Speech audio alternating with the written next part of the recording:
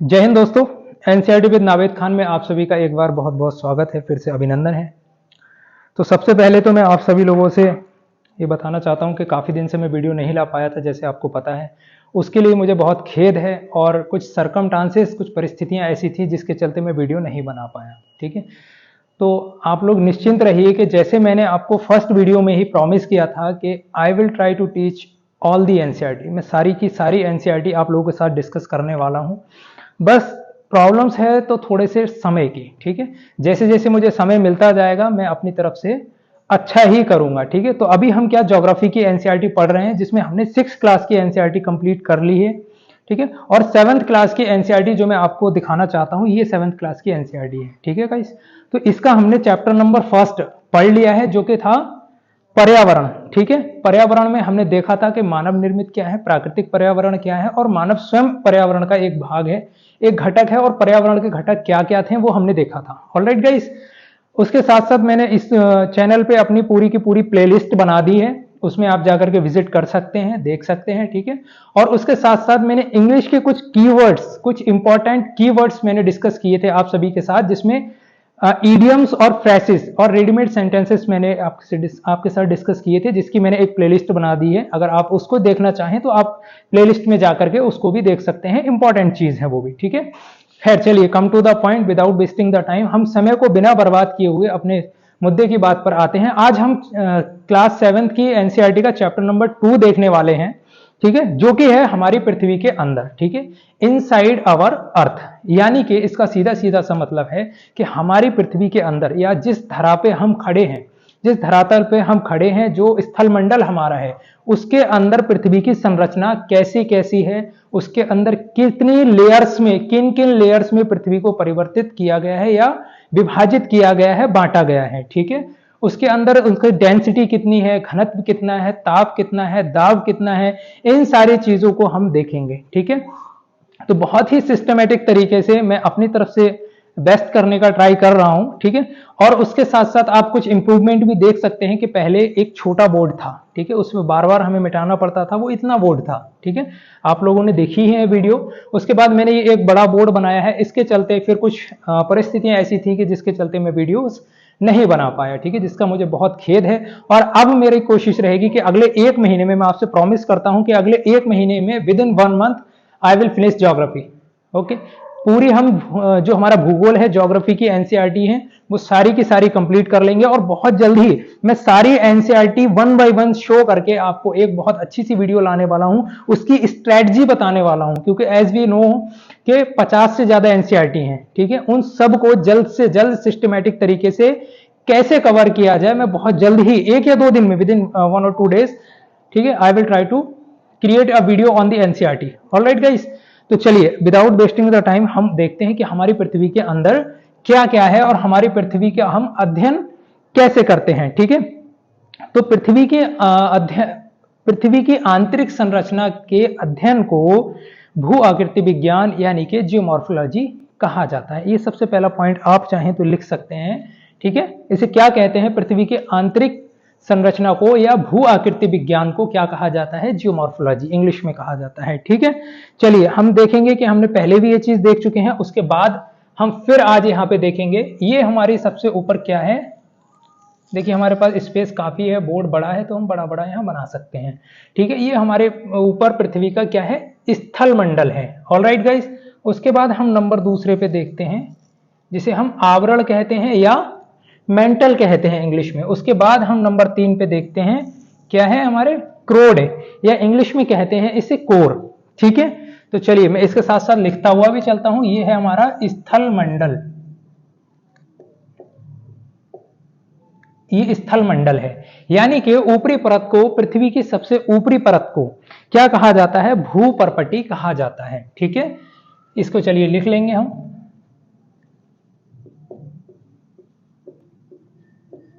भूपर्पटी। ठीक है, अब भूपर्पटी किस किस खनिज से मिलकर के बनी होती है, किन किन चीजों से मिलकर बनी होती है, तो उसको हम वेरी सिंपल लैंग्वेज में कहते हैं सियाल। ठीक है, SIAL। इसको मैं अभी लिखूंगा, आगे आपको बताऊंगा कि सियाल क्या है। ठीक है, इसे सिलिकॉन और एल्यूमिनियम है ये। ठीक है। तो पृथ्वी की ऊपरी परत जो है जिसे हम भूपर्पटी कहते हैं वो किसकी बनी है? सिलिकॉन और एल्यूमिनियम की। चलिए साथ साथ लिखते ही चलते हैं, ठीक है, लिख लीजिए सिलिकॉन प्लस एल्यूमिनियम। ये जो हमारी ऊपरी परत है ये सिलिकॉन और एल्यूमिनियम की बनी होती है, ठीक है। उसके बाद हमने सेकंड में क्या देखते हैं? ये हम देखते हैं आवरण या मेंटल, तो हम यही लिख देते हैं, ठीक है। चलिए अब्लिक आवरण, ठीक है, इसको हमने कहा था क्रोड, ठीक है, या इसे कोर भी कहा जाता है इंग्लिश में, ठीक है, क्रोड या कोर भी कहा जाता है। ऑलराइट गाइस, अब ये सेकेंड वाली लेयर जो है ये किसकी बनी होती है और थर्ड वाली लेयर कैसी बनी होती है, हम इन चीजों को देख लेते हैं। क्योंकि हम पृथ्वी की आंतरिक संरचना पढ़ रहे हैं तो जाहिर सी बात है अंदर वो किन तत्वों का बना है भाग, वो हमें देखना पड़ेगा, ठीक है। तो दूसरा हम देखते हैं कि इसको हम कहते हैं सीमा, ठीक है, सीमा, और इसको हम कहते हैं निफे, यानी कि निकेल और लोहा जिसको हम कहते हैं, या आयरन जिसको हम कहते हैं, ठीक है। उसके बाद इसको हम कहते हैं सिलिकॉन और मैग्नीशियम, सिलिकॉन प्लस मैग्नीशियम, ठीक है। साथ साथ मेरे आप लोग भी नोट करते चलिए, इसको कहेंगे निकेल, निफे, निफे को कहेंगे हम निकेल और आयरन, लिख दीजिए निकेल प्लस आयरन, ठीक है।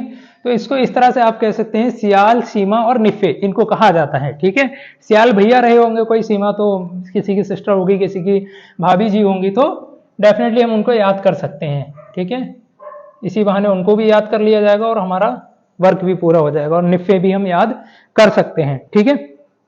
अब ये जो होती है हमारी पहली वाली परत, ये कैसी होती है? सियाल, ये होती है भूपर्पटी, ठोस होती है, ठीक है, सॉलिड होती है, यानी कि हिंदी में कहेंगे इसे ठोस होती है। उसके बाद ये वाली जो परत है, ठीक है, सीमा, यानी कि आवरण जो हमारा है वो अर्ध ठोस होती है, यानी कि सेमी सॉलिड होती है, ठीक है, सेमी सॉलिड या अर्ध ठोस कहेंगे हम इसे, ठीक है। उसके बाद हम देखते हैं हमारी कोर किस तत्व की बनी है, कोर कैसी है? कोर हमारा प्योर लिक्विड है, ठीक है। लिक्विड कैसे है, इसका अध्ययन कैसे कैसे किया जाता है वो हम अभी देखेंगे थोड़ी ही देर में, ठीक है। इसको हम कहते हैं लिक्विड या फिर द्रव, ठीक है। ये देख लीजिए, ये हम देख सकते हैं कि इस प्रकार से जो हमारी भूपर्पटी है ठोस है, ठीक है, आवरण हमारा सेमी सॉलिड है, यानी कि आधा ठोस है, ठीक है, अर्ध ठोस है। उसके बाद हमारी जो कोर है वो प्योर लिक्विड है, यानी कि उसके अंदर मैग्मा भरा हुआ है, ठीक है, पूरा तरल रूप में मैग्मा भरा हुआ है हमारी कोर के अंदर, ठीक है। और हम इनका क्या देखेंगे? चलिए और एक बार इसका हम क्या देखते हैं कि देखिए यहां से यहां तक जो हमने देखा था, ये मान लीजिए सेंटर पॉइंट है, ठीक है। तो हम इसको देखेंगे कि इसकी डेप्थ कितनी है, ठीक है, आपको मैं दिखाई दे रहा हूं।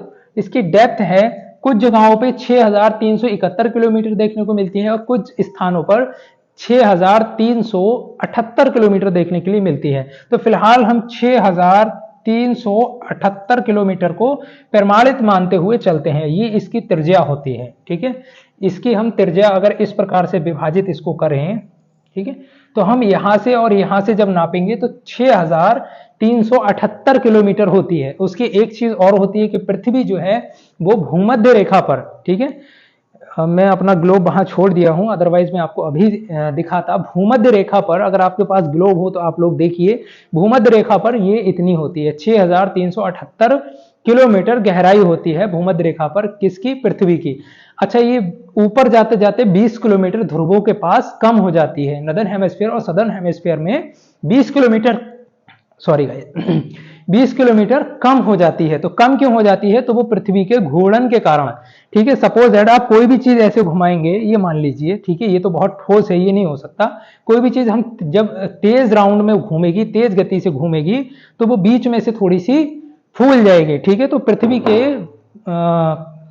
घूर्णन के कारण बीच से पृथ्वी थोड़ी सी 20 किलोमीटर की परत मोटी है और ध्रुवों पर कम है। तो ध्रुवों पर भी आप लिख लीजिए साथ साथ, ठीक है। इस पॉइंट को, ये इंपॉर्टेंट पॉइंट है, ठीक है। तो ध्रुवों पर यहां आप मान लीजिए 6358 किलोमीटर, ठीक है। इसके आगे आप किलोमीटर लिख दीजिए, ठीक है। इतनी है ध्रुवों पर 6358 किलोमीटर। अगर मैं इसको और डिफाइन करना चाहूं तो जैसे आपने एक प्याज देखी है, अनियन जो होती है, हमने सभी ने लगभग देखी होगी, हमारे घरों में भी होती है। आप एक अनियन उठाइए, ठीक है, और प्रैक्टिकल करके देखिए कि अनियन का जो शेप है, कुछ कुछ पृथ्वी का शेप भी वैसा ही है। अनियन क्या है, बीच में मोटी होती है और ध्रुवों पर थोड़ी सी चपटी होती है। तो सेम इसी प्रकार से हमारी पृथ्वी भी है, ठीक है। बीच में थोड़ी सी मोटी है, जो पृथ्वी के घूर्णन के कारण बीच में थोड़ी सी उभर गई है, ठीक है। जैसे मैं आपको बताऊं, अगर आप एक गिलास लेते हैं, उस गिलास में आप पानी लेते हैं, ठीक है, थोड़ा सा पानी लीजिए और उसको तेज गति से घुमाइए।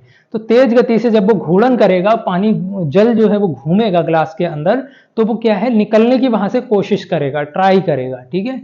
अगर वो वहां से नहीं निकल पाएगा, ठीक है, तो वो क्या करेगा, गिलास को बीच से खोलने की कोशिश करेगा। बट चूंकि गिलास बहुत ज्यादा ठोस है तो वो बीच से फूलेगा नहीं। इसका और एक हम सिंप्लीफाई कर सकते हैं कि आप एक गुब्बारा लीजिए, ठीक है, उसमें पानी डालिए और उसमें हवा भरिए। हवा भरने के बाद उस पानी को घुमाइए, तब आप देखेंगे कि बीच में जहां पानी घूम रहा है, वो पानी वहां से प्रेशर लगा रहा है बाहर के लिए। तो गुब्बारा क्या है, उस जगह से थोड़ा सा बाहर की तरफ घूमेगा। तो इस प्रकार से है, ठीक है। अब जैसे अनियन हम देखते हैं, कुछ कुछ उसी प्रकार का शेप है और अनियन की तरह ही इसकी परतें हैं। जैसे अनियन की एक परत छुटाएंगे, दूसरी आएगी, तीसरी आएगी, इसी प्रकार से पृथ्वी की हमारी परतें भी हैं, ठीक है, अनियन की तरह। अच्छा, और अगर मैं इसको सिंप्लीफाई करके आपको बताना चाहूं तो पृथ्वी क्या है, एक अंडे के आकार की है। आकार से मतलब मेरा तात्पर्य है, जैसे अंडा होता है, ठीक है, अंडा तो सभी ने देखा होगा, एग, उसके ऊपर क्या है, परपटी, यानी कि जो बाहर वाला हिस्सा है जिसे हमने परपटी कहा है, वो बहुत पतला सा है लेकिन ठोस है। सेम चीज यहां भी अप्लाई होती है।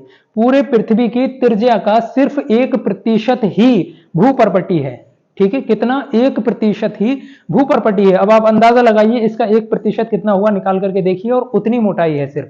जिसे कि हम महाद्वीपों में और महासागरों में पढ़ते हैं कि महासागरों में कुछ स्थानों पर भूपर्पटी की मोटाई सिर्फ और सिर्फ 5 किलोमीटर है, ठीक है, और महाद्वीपों पर अधिकतम 35 किलोमीटर भूपर्पटी की मोटाई है, ठीक है।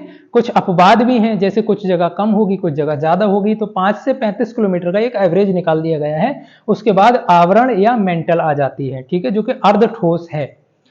ऑलराइट, तो क्या बात कर रहे थे हम, हाँ, मैं बता रहा था, I was talking about the egg, ठीक है। आप एक अंडा, जैसे आपने देखा होगा, अंडे का आकार जो ऊपर वाला है, ठीक है, जो कठोर भाग है वो है परपटी। उसके अंदर जो सफेद भाग होता है, लिक्विड, जब वो बॉईल करने के बाद हम देखेंगे तो सफेद भाग बहुत ज्यादा होता है, जिसको कि हमने क्या कहा, आवरण कहा या मेंटल कहा। मेंटल कितना है, मेंटल बहुत ज्यादा है, ठीक है, मेंटल अप्रोक्सीमेटली 84% है, ठीक है। उसके बाद हम नंबर 3rd लेयर जब अंडे की देखते हैं तो येलो कलर का एक होता है जिसको बोलते हैं जर्दी, जो कि बहुत ज्यादा पौष्टिक होती है, ठीक है। उसकी हम तुलना कर सकते हैं कोर से, ठीक है। अब वो जर्दी भी क्या है, पीले कलर की होती है, बहुत ज्यादा पौष्टिक होती है। इसी प्रकार से ये भी, यहां भी टेम्परेचर बहुत ज्यादा होगा, दाब बहुत ज्यादा होगा, और ये भी पीले कलर की होगी, ठीक है। तो इस प्रकार से हम अंडे और प्याज का एग्जाम्पल लेकर के इसको समझ सकते हैं, ठीक है। मैं सोच भी रहा था कि अंडा चलो दिखाऊं, लेकिन अंडा दिखाना मुझे नहीं लगता कि ठीक है, क्योंकि कुछ लोग शुद्ध शाकाहारी भी हैं, तो उन लोगों के लिए ठीक नहीं रहेगा। बाकी अंडा तो आप लोगों ने सबने देखा ही है, आप उससे खुद से ही तुलना कर करके देख सकते हैं, ठीक है। तो यहाँ एक चीज क्या आती है कि जैसे जैसे डेप्थ बढ़ती है पृथ्वी की, यानी कि गहराई बढ़ती है, वैसे वैसे दाब भी बढ़ता है, ठीक है। तो यहां लिख लेंगे, गहराई के साथ दाब क्या होता है, बढ़ता है, ठीक है। ये चिन्ह हमारा याद ही होगा आप लोगों को, किस चीज का है, ये बढ़ने का है और ये डिक्रीज होने का। तो हम यहाँ क्या लिख लेंगे, ये एक लाइन डाल दीजिए, गहराई के साथ दाब बढ़ता है, यानी कि हम पृथ्वी की त्रिज्या में जैसे जैसे अंदर जाएंगे वैसे वैसे टेम्परेचर बढ़ेगा, प्रेशर भी बढ़ेगा, ठीक है। गहराई के साथ दाब भी बढ़ेगा, जब दाब बढ़ेगा, ठीक है, तो क्या होगा, तापमान बढ़ेगा, ठीक है। इस चीज को लिख लीजिए, गहराई बढ़ेगी तो दाब बढ़ेगा, दाब बढ़ेगा तो तापमान बढ़ेगा, ठीक है। इसलिए जो अंदर का जो भाग होता है, ठीक है, कोर का, वो बहुत ज्यादा डेंस होता है, बहुत ज्यादा भारी होता है। उसको हम अभी देखेंगे, ठीक है, अभी के अभी लिखेंगे। तो यहां तक मैं थोड़ा सा क्लियर कर रहा हूं ताकि कि हम आगे की चीजें लिख पाए। ये हो गया। अच्छा, एक चीज मैं और आपको बता देना चाहता हूं, यहां सही रहेगा। देखिए, ये तो भूपर्पटी हो गया हमारा, उसके बाद या स्थल मंडल जो है हमारा भूपर्पटी हो गया, ठीक है। उसके बाद मेंटल है, ठीक है। उसके बाद मेंटल के बाद यहां आता है, मैं इससे आपको लिख के दिखा दूं। चलिए मैं एक बार दोबारा से ही बना देता हूं, इसको पूरा फिनिश करते हैं। तब तक आप ये नोट कीजिए आप लोग।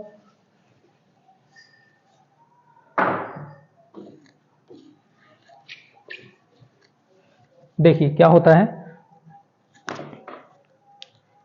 ये हमारा क्या था, सबसे लास्ट वाला परपटी, ठीक है, यानी कि भूपर्पटी, भू चटपटी एक ही बात है, ठीक है। मोमोज, वाह क्या बात है। उसके बाद हम देखते हैं आवरण, ठीक है, यानी कि मेंटल, ठीक है। इसके बाद हम देखेंगे क्रोड मेंटल सीमा, मैं इससे बना रहा हूं अभी। ये वाली जो लेयर आएगी थर्ड वाली, इसको हम बोलेंगे, चलिए साथ साथ लिखते हुए चलिए, परपटी, ठीक है। सबसे ऊपर वाला ये हो गया, सिर्फ इतना इतना आएगा परपटी, ठीक है। चलिए मैं फिर भी एक बार इसको बना देता हूं ताकि आप लोगों को अच्छे से समझ में आए कि आखिर चल क्या रहा है यहां। ये हो गई परपटी, ठीक है। उसके बाद ये क्या हो गया, आवरण या मेंटल। उसके बाद ये क्या हो गए, ये हो गया क्रोड मेंटल सीमा, ठीक है। क्रोड मेंटल सीमा आप लोग यहां बाहर निकाल करके लिख लीजिए। उसके बाद हम देखते हैं ये क्या आएगा, बाह्य क्रोड या एक्सटर्नल कोड, ठीक है। इसको हम बोलेंगे बाह्य क्रोड, ठीक है। उसके बाद सबसे लास्ट में जो आएगा ये आएगा आंतरिक, ठीक है, आंतरिक क्रोड। ये दिखाई दे रहा है आपको? एक बार मैं कैमरे में देखता हूं कि दिखाई दे रहा है या नहीं। हाँ ठीक है, ऑल राइट गाइस, बढ़िया है, दिख रहा है ये, ठीक है। मैं फिर भी आपको बताता हुआ चल रहा हूं, ये आंतरिक कोड है। तो इस प्रकार से फिर हम इसको 5 पार्ट्स में डिवाइड करते हैं। पहले हमने 3 में देखा, जब हम और आगे बढ़ेंगे तो हमने देखा कि हम इसको 5 पार्ट्स में डिवाइड कर सकते हैं। इस प्रकार से कुछ है, ठीक है। अगर हम इसको और डिफरेंशिएट करना चाहें तो चलिए मैं इसको एक बार फिनिश करता हूं। उम्मीद है आपने ये पक्का उतार ही लिया होगा अपनी नोटबुक पर, और इसके आप नोट्स बनाते हुए चलिए। अब मैं सारी की सारी एनसीईआरटी आपको करवाने वाला हूं। चलिए हम एक बार इससे देखते हैं, ज्यादा बड़ा कर देंगे तो फिर लिखेंगे कहां, ठीक है, इतना ही रखते हैं।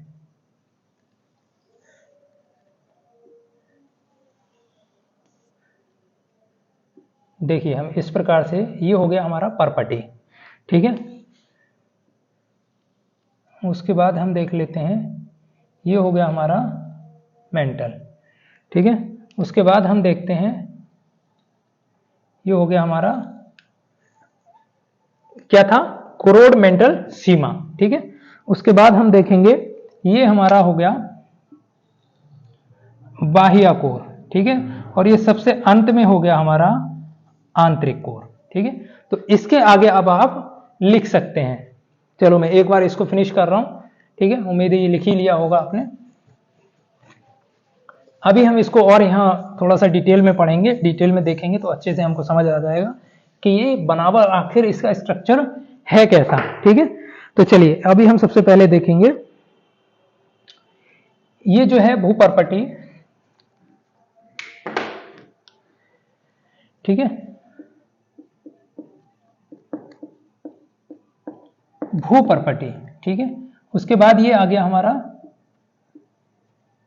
आवरण या मेंटल। उसके बाद ये क्रोड मेंटल सीमा, ठीक है। उसके बाद ये बाह्य क्रोड, उसके बाद ये आंतरिक क्रोड,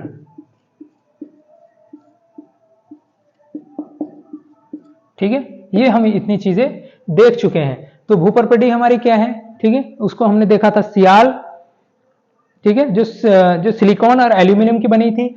आवरण हमारा क्या है, सीमा, यानी कि सिलिकॉन और मैग्नीशियम का बना है। उसके बाद हमने कोर देखा था निफे, यानी कि निकिल और फॉस्फेट का बना है, यानी कि लोहे का, आयरन का बना है। ठीक है, ये हम पहले ही देख चुके हैं, उसके साथ चाहें तो आप लिख सकते हैं। ठीक है, तो अब देखिए भूपर्पटी की हमारी मोटाई कितनी है। ये हमारा भूपर्पटी हो गया, अच्छे से बनाइएगा। ठीक है, भूपर्पटी की हमारी मोटाई है 5 से 35 किलोमीटर तक। ठीक है, भूपर्पटी की, यानी कि महासागरों में 5 किलोमीटर और महाद्वीपों पे 35 किलोमीटर तक मोटाई होती है। ठीक है, उसके बाद हम देखते हैं आवरण। ठीक है, चलिए मैं यहां लिखते हुए ही चलता हूं। ये क्या हमारा था, परपटी। आवरण, आवरण कितनी गहराई तक है, 2900 किलोमीटर, 2900 किलोमीटर तक। ठीक है,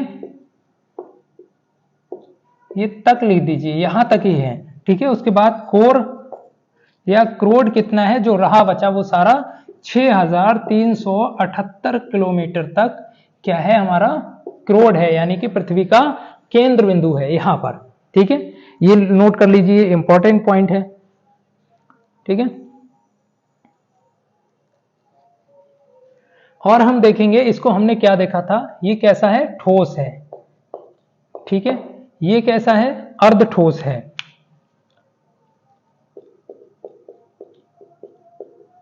ठीक है, ये कैसा था, तरल था, यानी कि लिक्विड में था। तो इसके हम ये क्यों लिख रहा हूं मैं, और कुछ चीजें भी यहां देख सकते हैं हम। ठीक है, इसका जो है ऊपरी परत के दाब के कारण, ठीक है, एक लाइन और लिख लीजिए, ऊपरी परतों के दाब के कारण अंदर की परत का जो घनत्व है वो बढ़ जाता है। ठीक है, तो लिख लीजिए ऊपरी परतों के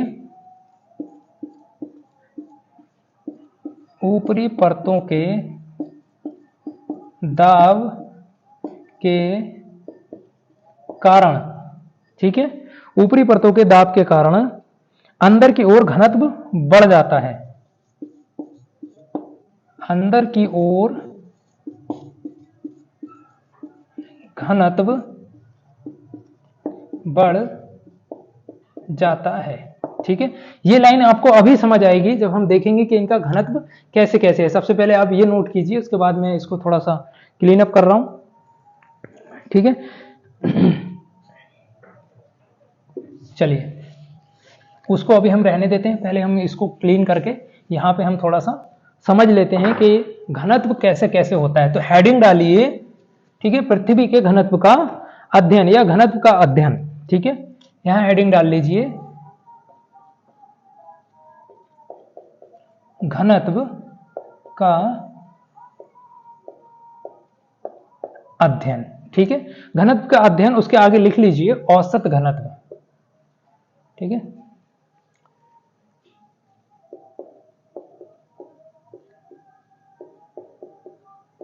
औसत घनत्व कितना है पृथ्वी का, तो औसत घनत्व है 5.5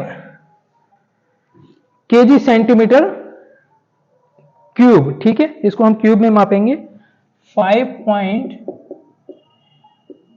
केजी सेंटीमीटर क्यूब। ठीक है, ये क्यूब लगा लीजिए, इससे कोई मतलब नहीं है हमें। ठीक है, अब हम देखते हैं कि इसकी अलग अलग परतों का, इनका यानी कि परपटी का, आवरण का और क्रूड का अलग अलग घनत्व यानी कि डेंसिटी कैसी है। जो हमने ये लाइन लिखी है, ऊपरी परतों के दाब के कारण अंदर की परत का क्या है, टेम्परेचर भी बढ़ता है और साथ साथ डेंसिटी भी, घनत्व भी बढ़ जाता है। अब डेंसिटी क्या होती है, देखिए I would like to show you here कि मेरे पास ये दो क्या है, क्या बोलते हैं इसे, पेपर वेट है। ठीक है, देखिए ये भी इससे ज्यादा साइज में आपको दिखाई दे रहा होगा, ये पेपर वेट कम साइज में दिखाई दे रहा है।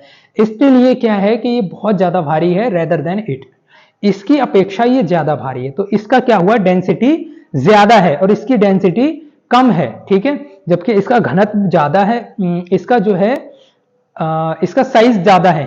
ठीक है, लेकिन इसका साइज कम है, फिर भी ये ज्यादा भारी है और ये हल्का है। तो इसकी अपेक्षा इस वाले पेपर वेट का डेंसिटी ज्यादा है, यानी कि इसका घनत्व बहुत ज्यादा है। ठीक है। तो ये किस कारण होगा, ये प्रेशर के कारण यानी कि दाब के कारण हुआ है। ठीक है, तो चलिए अब हम यहाँ पे इसको तीनों परतों को डिफ्रेंशिएट करेंगे एक बार। ठीक है, तो सबसे पहली परत हमारी है परपटी, इसको भूपरपटी है। ठीक है, नंबर 2 पे है हमारी आवरण या मेंटल, और नंबर 3 पे हमारी है क्रोड या कोर। ठीक है, तो चलिए इन तीनों परतों का हम एक 1 बाय 1 देखते हैं, जो कि हम देख ही चुके हैं कि सियाल, सीमा और निफ्फे। ठीक है, इन तीनों का अब यहां ये क्यों लिखना इंपॉर्टेंट हुआ, आप सोच रहे हो कि सर बार बार लिख रहे हो, तो यहां इसलिए हुआ ताकि आपको जो ये पदार्थों का घनत्व कैसा कैसा है आपको भी थोड़ा सा समझ में आता रहे, क्योंकि ये चीजें जब बार बार आपकी नजर के सामने आएंगी तो आपको पता रहेगा ये कैसा है, ठोस या अर्धठोस और ये तरल है। ठीक है, तो इसका लिखिए 2 से लेकर के 3.5 ग्राम, ठीक है, 2 से 3.5 केजी सेंटीमीटर क्यूब। ठीक है, ये इसका वेट है। ठीक है, उसके बाद हम इसका ये देखिए कुछ जगह पे 2.7, हमारी एनसीईआरटी में भी 2.7 दिया हुआ है, लेकिन ये प्रत्यक्ष है। ठीक है, ये मेरे तब के नोट्स बने हुए हैं जब मैंने दृष्टि का कोर्स लिया था। ऑल राइट, मैंने एक बार आपको दिखाए थे अपने नोट्स, आज अगर आप चाहें तो मैं दोबारा से आपको नोट्स दिखा सकता हूं। ठीक है, देखिए ये एक मोटी सी कहते हैं, मैंने ये मुखर्जी नगर से ली थी उस समय। ठीक है, मैं लेकर के आया था, ज्योग्राफी के मैंने नोट्स बनाए थे। उसके बाद उसमें जो मेरे को इंपॉर्टेंट चीजें मिलती हैं, ठीक है, उनको मैं इसी में लिख करके और लगा देता हूं। देखिए मैं यहीं से आपको पढ़ा रहा हूं। ठीक है, अगर हम बुक से पढ़ेंगे तो बहुत ज्यादा समय लग सकता है। देखिए सारी चीजें वैसे ही लिखी हुई हैं यहाँ से, हालांकि नोट्स आपको कोई नहीं दिखाएगा, लेकिन फिर भी ठीक है, मैं तो आपके साथ खुली किताब की तरह है, आप खूब देखिए। ठीक है, इस प्रकार से देखिए जो भी चीज इंपॉर्टेंट लगती है या एक्स्ट्रा होती है मैं एक्स्ट्रा पेज पे लिख करके वहां की वहां लगा देता हूं। ठीक है, और देख लीजिए आप, जो इंपॉर्टेंट चीज होती है वो मैं बुक से भी काट करके, क्योंकि बुक हम बार बार रीड नहीं कर सकते, और यहाँ लगा देता हूँ। ठीक है, आप इसको देख लीजिए, जो हमारा चौथा चैप्टर है, नंबर 4, नेक्स्ट चैप्टर जो हमारा अभी 2 चल रहा है, उसके बाद जब हमारा चौथा चैप्टर होगा हमारी बदलती पृथ्वी, तो उसमें काफी सारे, ठीक है, प्लेट संचलन का सिद्धांत मैंने अलग से जब पढ़ा था तो मैंने उसको लगा दिया, प्लेटों की गति कैसे कैसे होती है वो मैंने इसको यहाँ लिख करके लगा दिया। ठीक है, क्योंकि एनसीईआरटी में हमारा उतना डेप्थ में नहीं दिया हुआ है। ठीक है, ये देखिए अलग से जो पेजेस हैं, इसे देखिए क्या है, ज्वालामुखी सक्रियता के आधार पर सक्रिय, सुसुप्त और मृत ज्वालामुखी जो है उसको यहाँ पर के लिखा गया है। ठीक है, तो चलिए कम टू द पॉइंट वापस आते हैं हम अभी फिलहाल के लिए। ठीक है, तो हाँ कहाँ थे हम, यहाँ इसके हम क्या लिख रहे थे, वेट लिख रहे थे। ठीक है, तो और क्या है, उसके बाद हम देखते हैं आवरण का कितना है। आवरण का हमारा है 3.5 से लेकर के 6.5 केजी सेंटीमीटर, 3.5 से 6.5 केजी सेंटीमीटर क्यूब। ठीक है, ये इसका क्या है, आयतन अब्लिक घनत्व है। ठीक है, सीसी भी लिख देंगे, केजी सेंटीमीटर क्यूब भी लिख देंगे। ठीक है, या 3 से लेकर के 5 जगह भी कुछ जगह लिखा हुआ होता है, 3 से लेकर के 5 ग्राम सेंटीमीटर क्यूब, तो ग्राम नहीं होगा, सॉरी, केजी में हम इसको नापते हैं। उसके बाद हम इसका देखेंगे तो 9 से लेकर के 12 केजी सेंटीमीटर क्यूब में इसका क्या है, कितना ठोस है। देखिए अब आप समझ लीजिए, अगर आप 9 से लेकर के 12 केजी तक, यानी कि अगर हम कोर का 1 सेंटीमीटर क्यूब का भाग उठाएं, जैसे 1 सेंटीमीटर, 3D कैसे बनेगा इसका, कुछ इस प्रकार से 3D बनेगा। ठीक है, अगर हम इतना भाग उठाएं तो ये कितना होगा, 1 सेंटीमीटर हम 3 साइड से उठाएं तो 9 से लेकर के 12 केजी तक होगा। अब आप अंदाजा लगा सकते हैं कि पृथ्वी का द्रव्यमान कितना है, पृथ्वी का भार कितना है। जैसे जैसे हम ऊपर आएंगे, यानी कि परपटी के जब हम ऊपर से उठाएंगे तो वो और हल्का होगा। हम खेत की मिट्टी उठाएंगे 1 सेंटीमीटर की, वो और ज्यादा हल्की होगी। ठीक है, तो ये कुछ बहुत ज्यादा इंपॉर्टेंट चीजें थी जो आपके साथ मैंने शेयर की। उसके बाद आयतन द्वारा पृथ्वी का विभाजन देखिए कैसे कैसे होता है। ठीक है, नंबर नेक्स्ट हेडिंग आप यहां डालेंगे, आयतन द्वारा पृथ्वी का विभाजन। ठीक है, ये हेडिंग डाल लीजिए, आयतन द्वारा पृथ्वी का विभाजन। ठीक है, पृथ्वी के आयतन का केवल 1% हिस्सा ही पर्पटी है। ठीक है, तो यहां लिखेंगे हम पृथ्वी के आयतन का कितना है, 1% हिस्सा क्या है, 1% हिस्सा पर्पटी है, लिख लीजिए। ठीक है, उसके बाद नेक्स्ट हम लिखेंगे, ठीक है, मेंटल कितना है, जैसे मैंने स्टार्टिंग में ही आपको बताया था, मेंटल कितना है 84%। ठीक है, ये जो मेंटल है, ठीक है, पर यहां से लेकर के हम यहां तक देखेंगे ये कितना है 84%। ठीक है, और ये 15%। उसके बाद हम नेक्स्ट लाइन पे लिख लेंगे क्रोड कितना है 15%, यानी कि ओनली 15%। तो हम इसको जोड़ के देख लेंगे, 15 और 1 16 और 84 100% पूरा हो गया। ठीक है, अब इसमें क्या है कि महाद्वीपीय पर्पटी होती हैं और महासागरीय पर्पटियां होती हैं। ठीक है, तो उसका एक अगर मैं आपको यहां पे चित्र बना करके दिखाना चाहूं, ठीक है, महाद्वीपीय पर्पटी कैसी है, तो इसको मुझे आई थिंक लग रहा है कि फिनिश करना पड़ेगा। हाँ, ये नहीं आ पाएगा, थोड़ा सा लंबा हो जाता है। देखिए महासागरीय पर्पटी क्या है, मैंने आपको अभी बताया था। आप इसका चाहें तो स्क्रीनशॉट ले लीजिए पहले फटाक से।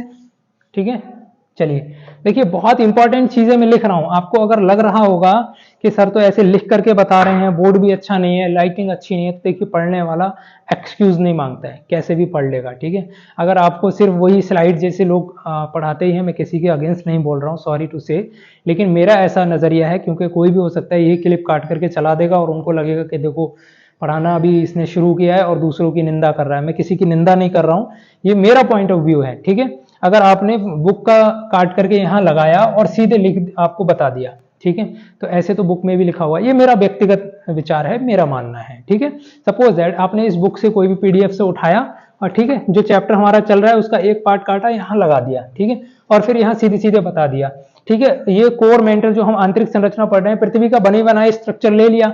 जब तक आपको बना करके नहीं दिखाया जाएगा, जब मैं जैसे बना करके देखूंगा तभी तो आपको बना करके आएगा ना। ऐसे ही हमने अपने टीचर से सीखा। ठीक है, कोई भी टीचर जब आप पेड क्लास लेंगे तो आपको वहां रटी रटाई चीजें नहीं बताई जाएंगी। ठीक है, ये मैं आपको चीजें कहते हैं ना, मुफ्त का ज्ञान भी किसी को अच्छा नहीं लगता, तो हो सकता है कुछ लोगों को लगे कि खाली ज्ञान दे रहा है ऐसे।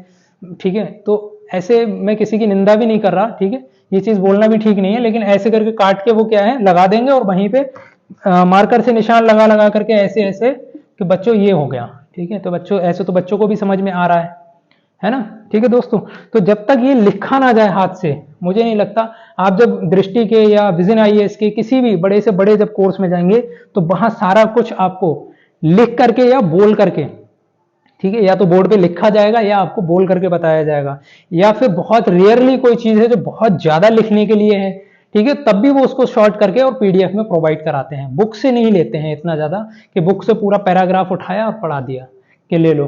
ठीक है, कुछ टीचर्स तो मैंने देखा है कि पूरी बुक अपलोड कर देंगे और उस पर ऐसे करके पढ़ाते रहेंगे। ठीक है, ऐसे तो आई डोंट थिंक कि अब उनका नजरिया है, वो सीनियर लोग हैं, अच्छा है जैसा उनका नजरिया है या जैसा आप लोगों को ठीक लगता है, बट मेरा पॉइंट ऑफ व्यू में वो चीज ठीक नहीं है। अभी तो देखिए मेरे पास व्हाइट बोर्ड है सिर्फ।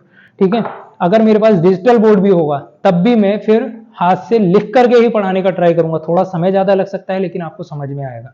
ठीक है, तो अगर वीडियो आपको समझ में आ रही है तो आप चैनल को सब्सक्राइब कर दीजिए। आपने देखा होगा कि मैंने एक नई टी शर्ट बनवाई है, आज की ही वीडियो में आप देख सकते हैं। मैंने यहाँ अपने चैनल का लोगो लगवाया है और पीछे भी मैंने अपने चैनल का नाम लिखवाया है, तो आप लाइक भी कर दीजिए वीडियो को और चैनल को सब्सक्राइब तो जरूर ही कर दीजिए। देखिए अभी टाइम समय कितना हो रहा है, 10:49 हो रहे हैं रात के, 10:49 हो रहा है। ठीक है, अब अगर वीडियो अभी अगर बन पाई ठीक से, देखता हूं मैं नेटवर्क ठीक रहा तो अभी अपलोड करूंगा, अदरवाइज ये सुबह तक अपलोड हो पाएगी। ठीक है, तो अभी वीडियो बना करके फिर लेटना भी होता है, सोना होता है, सुबह जल्दी उठना होता है 4:30 या 4:45 बजे तक। ठीक है, तो आपके लिए अगर कोई मेहनत कर रहा है तो डेफिनेटली आप उसको अप्रिशिएट कीजिए। आपकी एक छोटी सी पहल है। ठीक है, ऐसे करना है, कीजिए, अभी कीजिए, अभी कीजिए। मैं देख रहा हूं आपको, आप ही को देख रहा हूं मैं, कीजिए, सब्सक्राइब कीजिए, तो कीजिए, गुड कर दिया, अभी लाइक कीजिए।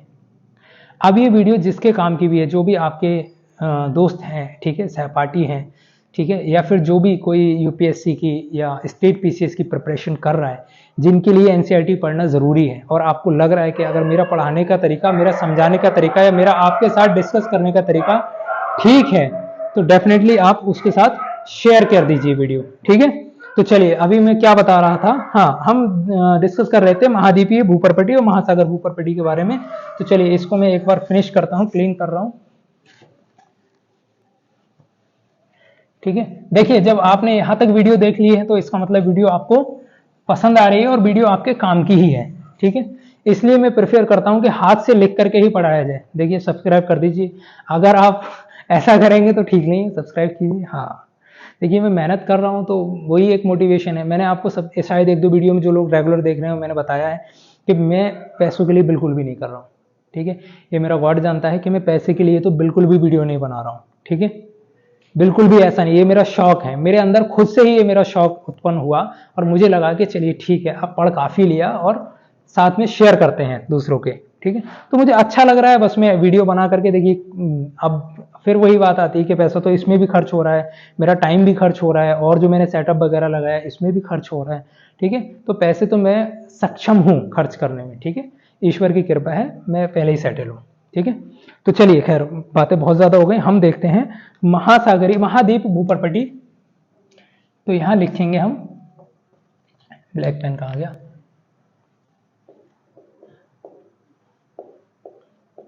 महाद्वीपीय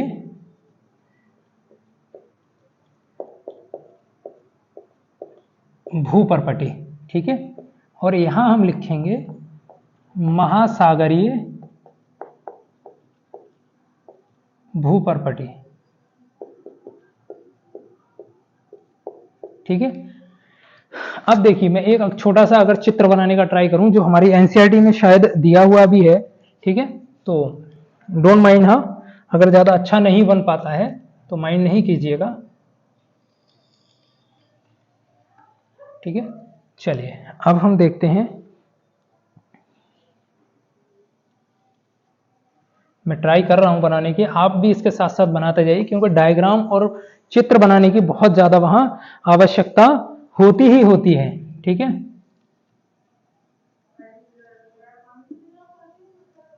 उसके बाद देखिए आप यहां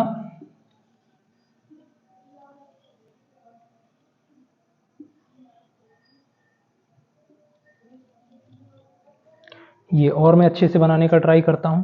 ठीक है,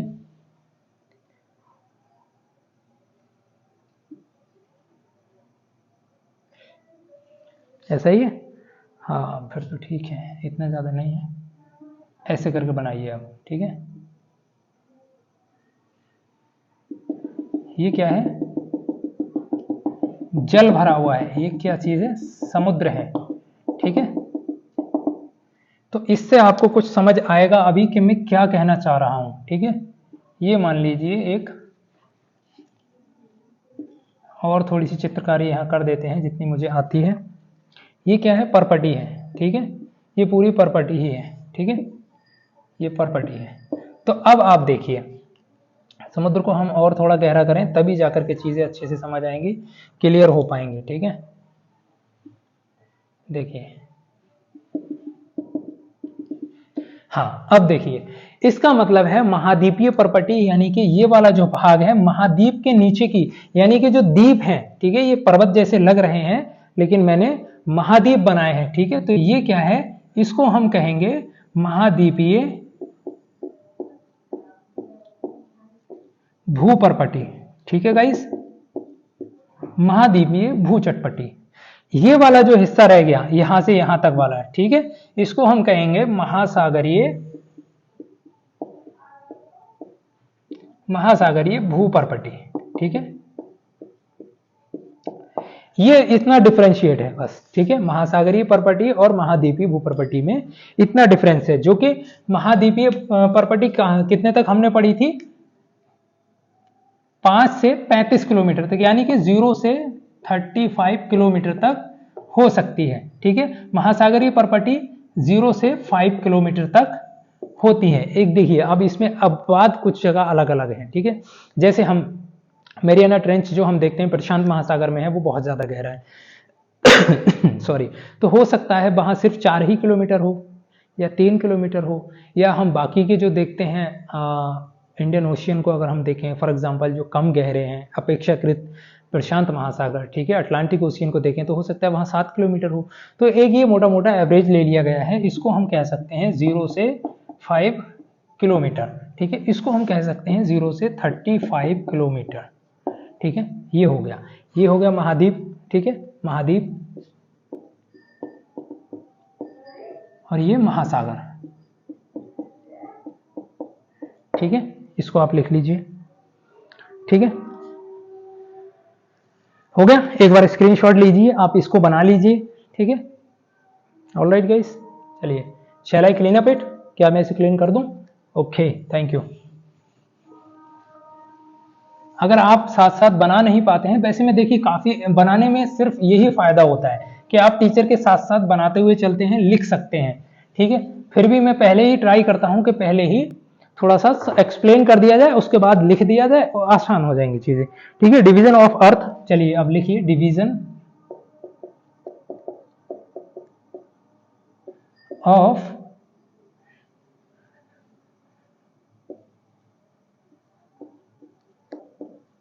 ठीक है, डिवीजन ऑफ अर्थ, यानी कि डिवीजन ऑफ अर्थ में हिंदी में इसको हम बोलेंगे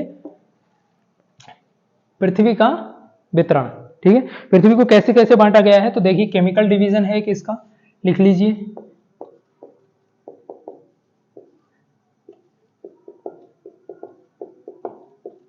ठीक है, और एक है इसका मैकेनिकल डिवीजन,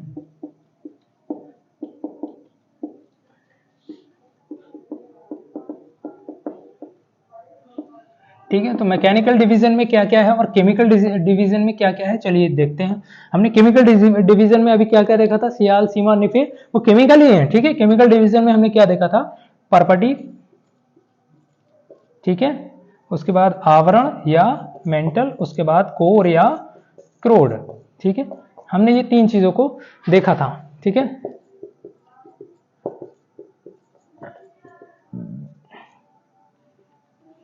देखिए ये मैं इसलिए बार बार लिख रहा हूं ताकि आपको, ये वनडे एग्जाम में बहुत पूछा जाता है, ठीक है।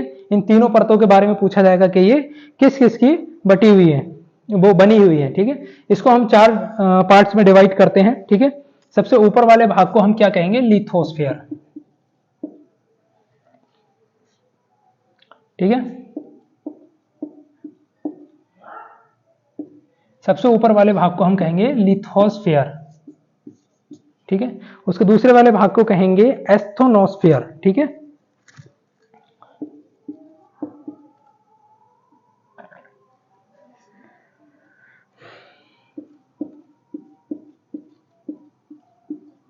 एस्थोनोस्फीयर दूसरे भाग को, ठीक है। जो हम पृथ्वी को मैकेनिकल डिवीजन में जब बांटते हैं तो इसको लिथोस्फीयर यानी कि स्थलमंडल, इस प्रकार से हम बांटते हैं। उसके बाद मेसोस्फीयर यानी कि मध्यमंडल, उसके बाद बेरिस्फीयर, ठीक है।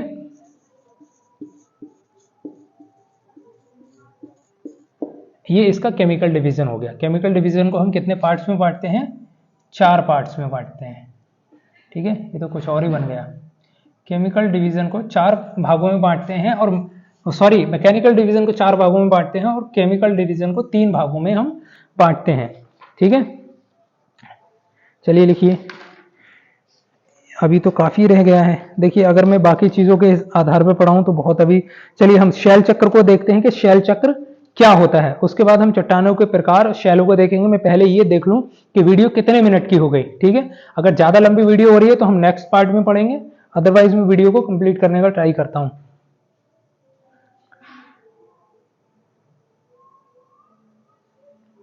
ठीक है।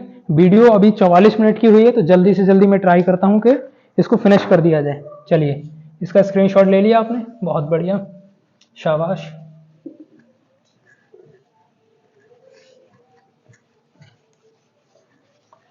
देखिए अभी चैप्टर लंबे होते जा रहे हैं, तो जैसे जैसे चैप्टर लंबे होते जाएंगे वैसे वैसे क्या है कि वीडियो का टाइम भी बढ़ता जाएगा। तो देखिए शैल चक्र क्या होता है, यहां लिखिए शैल चक्र, ठीक है। शैल चक्र को हम समझेंगे क्या होता है कि देखिए पृथ्वी के अंदर हमने क्या पढ़ा था, मैग्मा होता है, ठीक है। वो मैग्मा क्या है, मैग्मा जब द्रवित होता है तो वो बाहर आता है, और बाहर आता है तो उससे फिर क्या बनती है, आग्नेय शैल बनती है, ठीक है। आग्नेय शैल या आग्नेय चट्टान बनती है, ठीक है। फिर वो आग्नेय शैल कहां जाकर के परिवर्तित होती है, वो अवसाद बन जाती है, यानी कि अवसादी शैल हम पढ़ेंगे, या तलछट बन जाती है, ठीक है। उसके बाद फिर वो कहां जाती है, उसके बाद वो फिर अवसादी शैल बनती है, ठीक है। अवसाद बनते हैं, अवसादी शैल बनती है, अवसादी शैल बन जाती है, ठीक है। अवसादी शैल फिर पृथ्वी के अंदर जाकर के कायांतरित शैल में, अभी तो एक बार और कायांतरित होगी ना, ये कायांतरित शैल में बन जाती, परिवर्तित हो जाती है, ठीक है।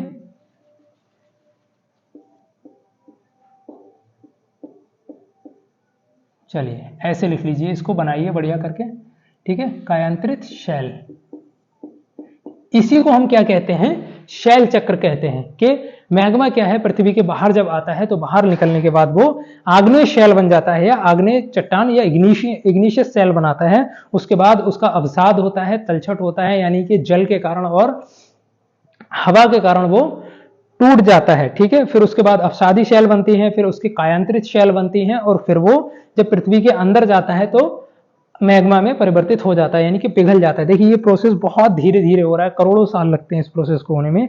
इस प्रक्रिया को शैल चक्र कहा जाता है, ठीक है। तो चलिए लिखते हैं,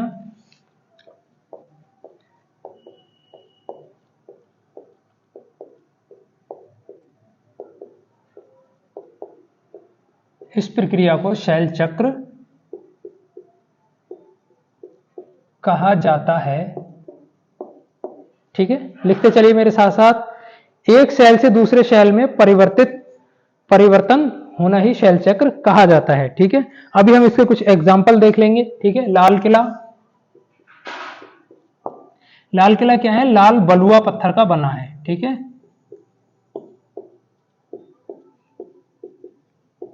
लाल बलुआ पत्थर का बना है। देखिए इसके साथ साथ बहुत से एग्जाम्पल हम ले सकते हैं, जैसे दिल्ली की जामा मस्जिद है, आगरे का लाल किला है, ठीक है। दिल्ली का लाल किला है, या कुतुब मीनार में भी, ठीक है, लाल बलुआ पत्थर का इस्तेमाल किया गया है। लाल किला लाल बलुआ पत्थर का बना है। उसके बाद हम देखेंगे ताजमहल, ताजमहल किसका, सफेद संगमरमर का बना है, ठीक है। ताजमहल सफेद संगमरमर का बना है, ठीक है। उसके बाद हम देखते हैं शैल विभिन्न खनिजों से बनी है, ठीक है। खनिज प्राकृतिक रूप से पाए जाने वाले पदार्थ हैं, ठीक है। तो शैल किससे बनी है, यहां लिखेंगे हम शैल, चलिए लिख लीजिए, शैल विभिन्न खनिजों से बनी है,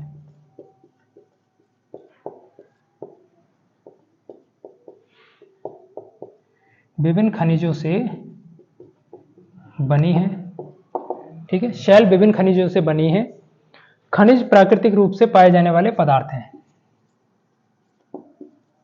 खनिज प्राकृतिक रूप से, लिखते चलिए मेरे साथ साथ, पाए जाने वाले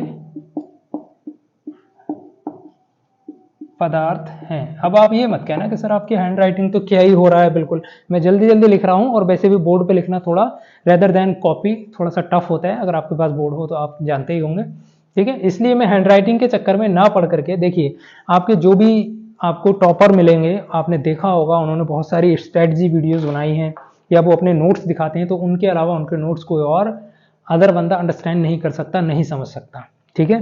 तो आपको भी सिर्फ हैंड राइटिंग पे, सजावट पे, हैंड राइटिंग पे ध्यान देना है थोड़ा सा, लेकिन कॉपी को, अपने रजिस्टर को बहुत ज्यादा सजाना नहीं है, उसको फूल फंकड़ी नहीं बनाना है, उसमें टाइम वेस्ट नहीं करना है, सीधे लिखिए चलते बनिए, ठीक है। अगर आपको ये सिर्फ इतना ही समझ में आता है कि शैल क्या है, तो इतना लिखिए, विभिन्न खनिज पदार्थ, ठीक है, बस विभिन्न खनिज पदार्थ, आगे बात कुछ समझना ही नहीं, आपको समझ में आना चाहिए, दूसरे को समझ, आपको कहीं जैसे हम होता है स्कूल में होमवर्क करके ले जाते हैं ना, टीचर से चेक कराते हैं, यहाँ आपको किसी को चेक नहीं कराना है, आपको खुद ही चेक करना है, खुद ही आपको लिखना है, खुद ही एनालिसिस करना है, खुद ही आपको उसको समझना है, खुद ही याद करना है, खुद ही स्वयं से ही आपको वहां लिख करके आना है। ठीक है, तो थोड़ी सी मैच्योरिटी लाइए। अभी एनसीईआरटी आप पढ़ रहे हैं वो भी उस पर्पज से, ठीक है, इंडिया के इतने बड़े, सबसे बड़े, बिगेस्ट कह सकते हैं हम एग्जाम के लिए, या आप किसी भी पर्पज से पढ़ रहे हैं, एनसीईआरटी बहुत इंपॉर्टेंट रोल प्ले करती हैं। ठीक है, तो चलिए ये अभी हो गया।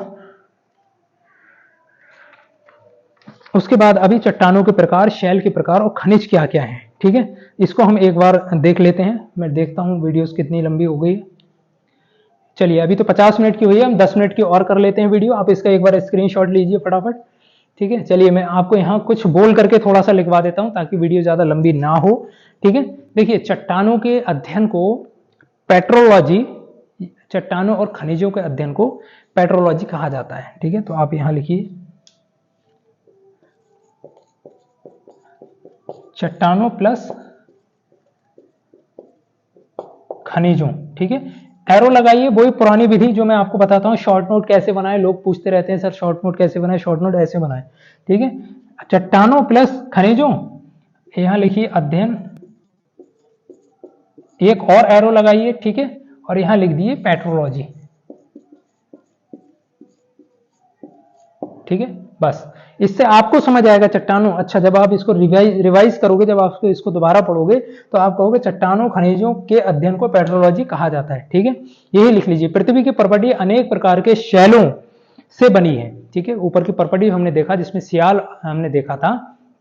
ठीक है, पृथ्वी की प्रॉपर्टी अनेक प्रकार के शैलों से बनी है।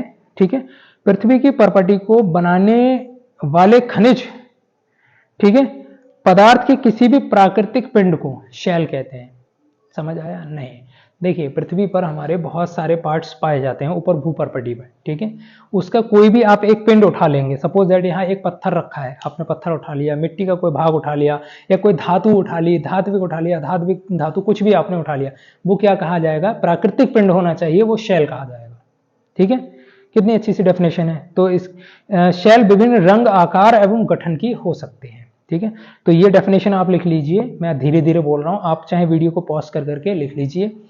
पृथ्वी की प्रॉपर्टी, अगर मैं लिखूंगा समय ज्यादा होगा। पृथ्वी की प्रॉपर्टी अनेक प्रकार के शैलों से बनी है। लिखिए सबसे पहले, हाँ हेडिंग आप डालिए। ठीक है, चलो मैं आपको ठीक से ही लिखवा देता हूं, एक मिनट वेट कीजिए, जस्ट वेट अ सेट। देखिए अभी तक मेरी वीडियो में, मैं मान रहा हूं 50 मिनट की वीडियो हो गई, अभी तक मेरी वीडियो में जो भी जुड़ा हुआ है या जो भी यहां तक देख रहा है, डेफिनेटली आई सैल्यूट यू, क्योंकि आपके अंदर वो डेडिकेशन है, आपके अंदर वो चीज है। जैसे मैं रात को आपको पढ़ा रहा हूं, ऐसे ही आपके अंदर वो चीज मुझे दिखाई दे रही है, यहां तक जो भी आ गया है। ठीक है, बाकी जिनको नहीं समझ आया है मुझे पता है, भाग्य होंगे। ठीक है, कोई फर्क नहीं पड़ता, it's make me know odd, मुझे इससे कोई फर्क नहीं पड़ता। जिसको पढ़ना है वो पढ़ेगा। ठीक है, अगर आप अभी तक यहाँ रुके हुए हैं तो डेफिनेटली आप बहुत ज्यादा सीरियस हैं, और जब आप अभी तक यहाँ रुके हुए हैं तो मुझे कमेंट में आप बताइए कि आप वीडियो कहाँ तक देख रहे हैं। ठीक है, डेफिनेटली आप मुझे बताइए, उससे बहुत ज्यादा मोटिवेशन मिलता है। आप बस इतना ही लिख दीजिए, सर मैंने पूरी वीडियो देखी, सर मैंने 50 मिनट की वीडियो देखी, तो आप मुझे लिख करके बताइए, उससे मैं आगे और ज्यादा थोड़ा सा मोटिवेट हो जाऊंगा, और definitely I will try to do my best. ठीक है, मैं अच्छे से अच्छे तरीके से लाने की कोशिश करूंगा वीडियो को। तो यहां सबसे पहले हेडिंग डालिए चट्टानों के प्रकार।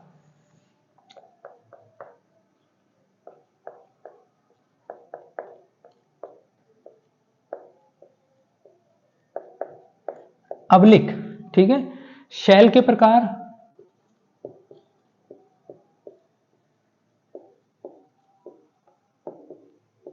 अवलिक, खनिज। ठीक है, ये हेडिंग हो गई। अब लिख लीजिए पृथ्वी की प्रॉपर्टी अनेक प्रकार के शैलों से बनी है। हो गया। पृथ्वी की प्रॉपर्टी बनाने वाले, यानी कि पृथ्वी की जो प्रॉपर्टी बना रहे हैं, बनाने वाले, पृथ्वी की प्रॉपर्टी बनाने वाले खनिज पदार्थ के किसी भी प्राकृतिक पिंड को शैल कहते हैं। ठीक है, शैल विभिन्न रंग, आकार एवं गठन की हो सकती है। शैल क्या है? विभिन्न रंग, आकार एवं गठन की हो सकती है। अब लिखिए शैल 3 प्रकार की होती है। अब मेरा काम है लिखना। ठीक है, शैल क्या है? 3 प्रकार की होती है। नंबर पहली कौन सी है? ठीक है, आग्नेय या इग्निशियस शैल। आग्नेय, इंग्लिश में इसे कहेंगे इग्नियस, ठीक है,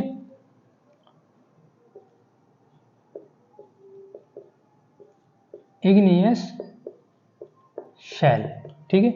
चलिए हम इसके बारे में लिखते हैं। द्रवित मैग्मा ठंडा हो जाता है, इस प्रकार बने शैल को इग्नियस शैल, आग्नेय शैल, प्राथमिक शैल या मदर रॉक, ठीक है, मात्र चट्टान भी कहते हैं। तो यहां लिख लीजिए, द्रवित मैग्मा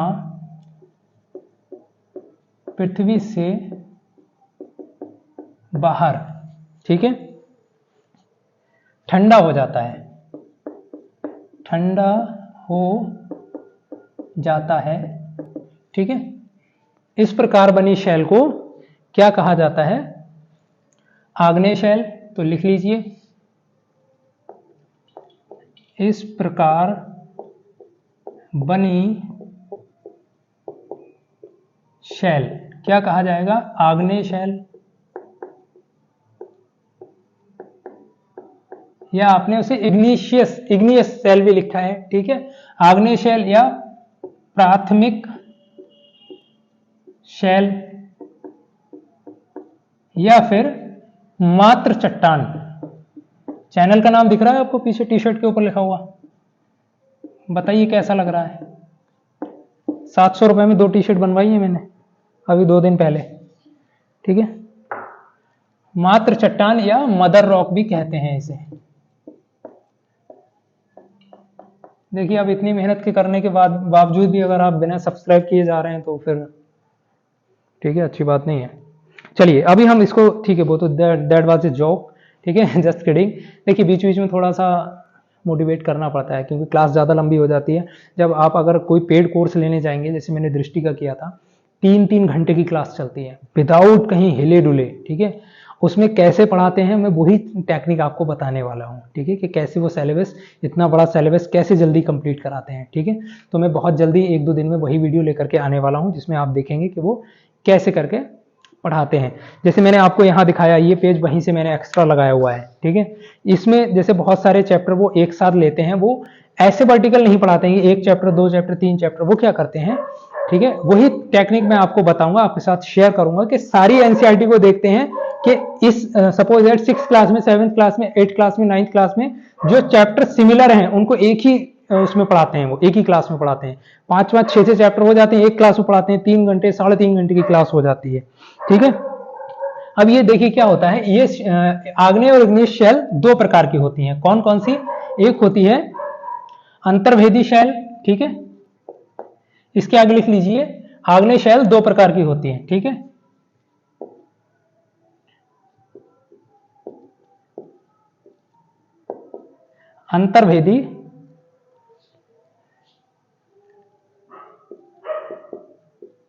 अंतर्भेदी शैल और दूसरी होती है बहिर्वेदी शैल।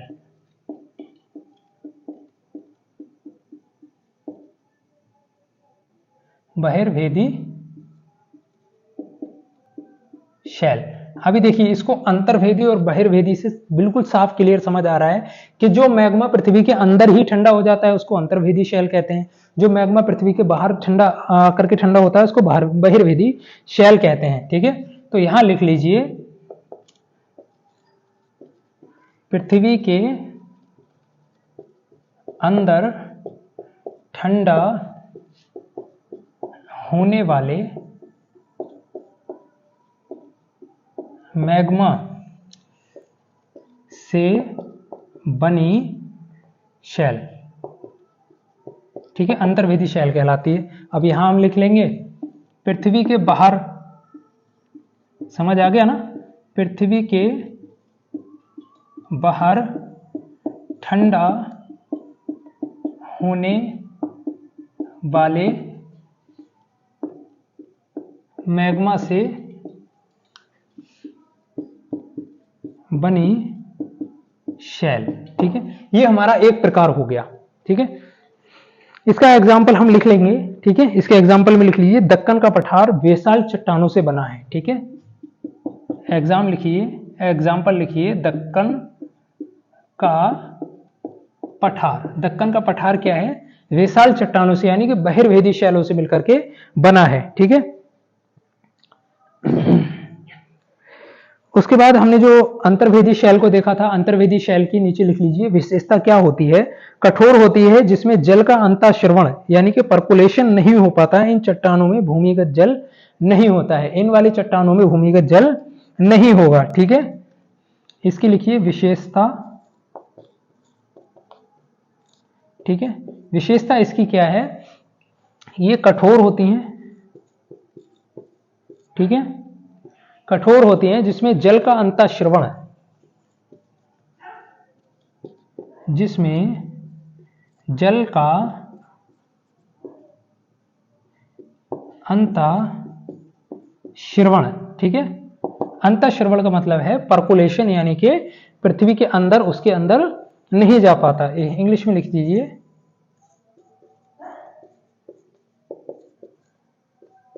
पर्कुलेशन। ठीक है, दूसरी विशेषता लिख लीजिए, इन चट्टानों में भूमिगत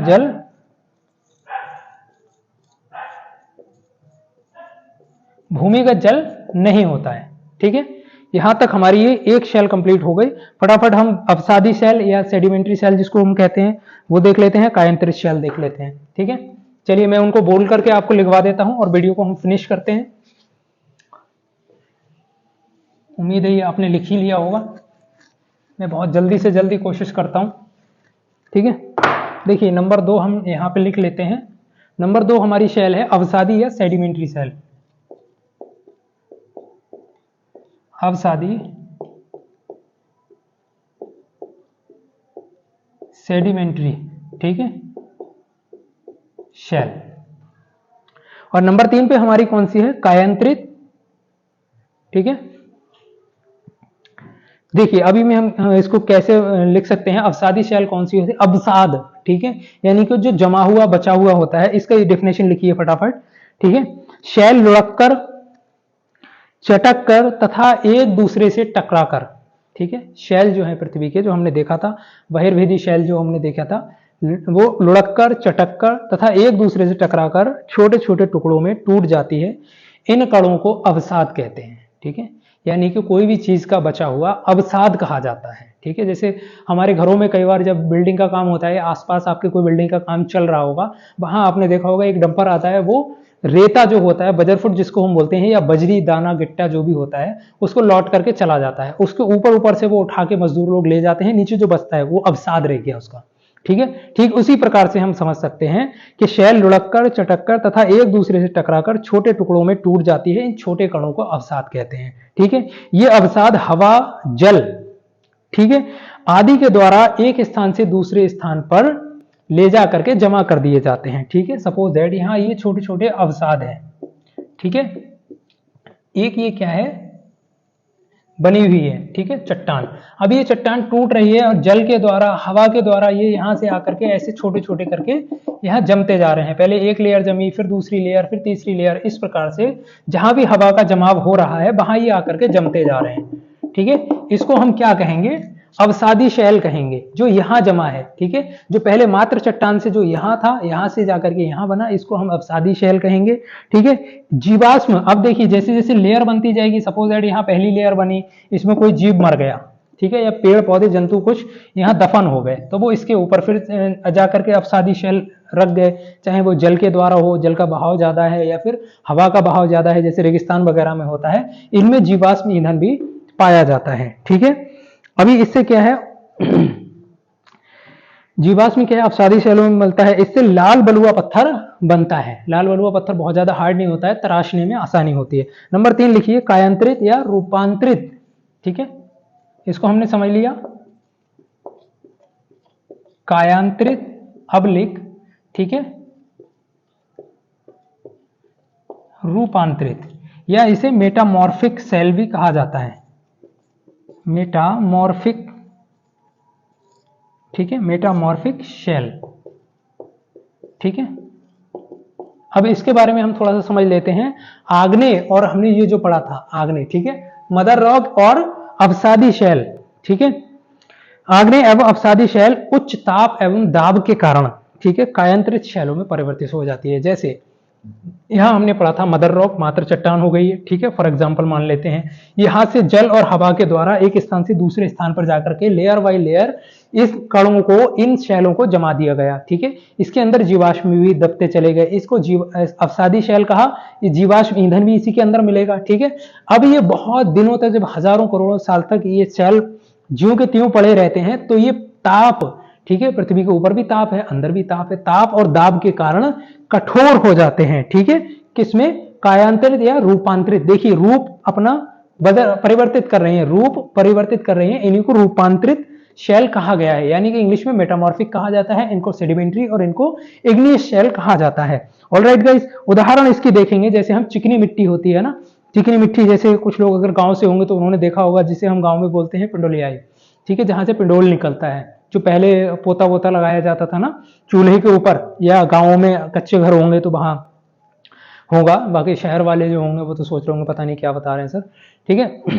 तो चिकनी मिट्टी स्लेट में एवं चूना पत्थर संगमरमर में परिवर्तित हो जाता है। ये 1-2 साल, 10-20-50 साल का काम नहीं है, करोड़ों सालों में परिवर्तित होता है। तो आज की जो हमारी क्लास थी वो यहाँ फिनिश हो रही है, ठीक है। उसके बाद हम नेक्स्ट तीसरा नंबर क्लास देखेंगे, हमारी बदलती पृथ्वी, ठीक है। अगर आपने यहाँ तक वीडियो देखी तो आपने बहुत धैर्य रखा है और मैं अपने धैर्य, आपके धैर्य की सराहना करता हूँ, ठीक है। तो आप लोग मेरे साथ बने रहिए, डेफिनेटली मैं सारी की सारी, आपको बस मेहनत करना पड़ेगी, मेरा साथ आपको देना पड़ेगा, ठीक है। ये श्योरिटी आपको मुझसे, ये वादा आपको करना पड़ेगा। मैं बहुत जल्द से जल्द ये सारी की सारी एनसीईआरटी कंप्लीट करवाने वाला हूं आप लोगों को, ठीक है। तो ये वीडियो मैं जल्द से जल्द अपलोड करता हूं और आप देखिए, ठीक है। वीडियो को लाइक कीजिए, पक्का लाइक कीजिए, ठीक है, अभी कीजिए। अगर आपने यहां तक देखी है तो आपके अंदर पेशेंस है और आप मुझे सपोर्ट करेंगे, ठीक है। ठीक है, आप सपोर्ट कीजिए, बाकी आप शेयर कर सकते हैं, ठीक है। चलिए, बाकी इन्हीं शब्दों के साथ मैं अपनी बाड़ी को विराम देता हूं और आज की क्लास को हम यहीं फिनिश करते हैं। समय काफी हो गया, देखिए मैं आपको लाइव दिखा देता हूं, अगर आपको दिख रहा हो 11:22 हो गए रात में, ठीक है। अगर आपको और बड़ा बड़ा दिखाऊं मैं आपको, 23:22 हो गए। अरे बंदी हो गए, आपको दिखा नहीं दिखा, देखिए 23:22 हो गए, ठीक है। तो चलिए आज की क्लास को हम यहीं फिनिश करते हैं इन्हीं शब्दों के साथ। स्वस्थ रहिए, व्यस्त रहिए, मस्त रहिए, ठीक है, मुस्कुराते रहिए, कीप लर्निंग, कीप वॉचिंग, मेरी वीडियोस को देखते रहिए और लोगों के साथ भी शेयर कीजिए। Thank you so much.